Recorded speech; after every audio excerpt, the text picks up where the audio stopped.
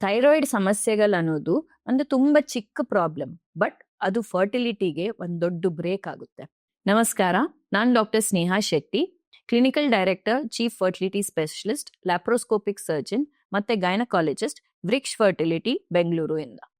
TSH ಅಂತ hormone, T3, T4, TSH ಅಂತ hormones ನಮ್ ಥೈರಾಯ್ಡ್ ಗ್ಲ್ಯಾಂಡ್, ನಮ್ ನೆಕ್ ನಲ್ಲಿ ಇಲ್ಲಿ ಒಂದು ಥೈರಾಯ್ಡ್ ಗ್ಲ್ಯಾಂಡ್ ಅಂತ ಇರುತ್ತೆ. ಇದು ಹಾರ್ಮೋನ್ಸ್ ಪ್ರೊಡ್ಯೂಸ್ ಮಾಡುತ್ತೆ.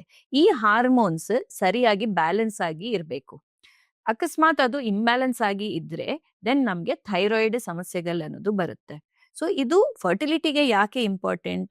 ಯಾಕಂದ್ರೆ ಮೊಟ್ಟೆ ಎಗ್ ರಿಲೀಸ್ ಆಗೋದು ಥೈರಾಯ್ಡ್ ಕಂಟ್ರೋಲ್ ನಲ್ಲಿ ಇರುತ್ತೆ. ಎಗ್ ಕ್ವಾಲಿಟಿ ಅನ್ನೋದು ಥೈರಾಯ್ಡ್ ಕಂಟ್ರೋಲ್ ನಲ್ಲಿ ಇರುತ್ತೆ.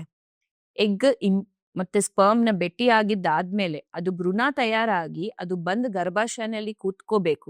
ಇಂಪ್ಲಾಂಟೇಶನ್ ಅಂತ ಕರಿತೀವಿ. ಈ ಇಂಪ್ಲಾಂಟೇಶನ್ ಸರಿಯಾಗಿ ಆಗ್ಬೇಕಂದ್ರೂ ಅದು ಥೈರಾಯ್ಡ್ ಕಂಟ್ರೋಲ್ ಅದ್ರ ಮೇಲೇನೂ ಇರುತ್ತೆ. 4ನೇದು, ಇಂಪ್ಲಾಂಟೇಶನ್ ಆಗಿದ್ದಾದ್ಮೇಲೆ ಮಗು ಬೆಳವಣಿಗೆ ಚೆನ್ನಾಗ್ ಆಗ್ಬೇಕು. ಸೊ ಅರ್ಲಿ ಆಗಿ ಪ್ರೆಗ್ನೆನ್ಸಿ ಲಾಸ್ ಆಗೋದು, ಮಿಸ್ಕ್ಯಾರೇಜ್ ಆಗೋದು ಥೈರಾಯ್ಡ್ ಸಮಸ್ಯೆ ಇದ್ದವರಿಗೆ ತುಂಬಾ ಜಾಸ್ತಿ ಹೆಚ್ಚಾಗಿ ಇರುತ್ತೆ.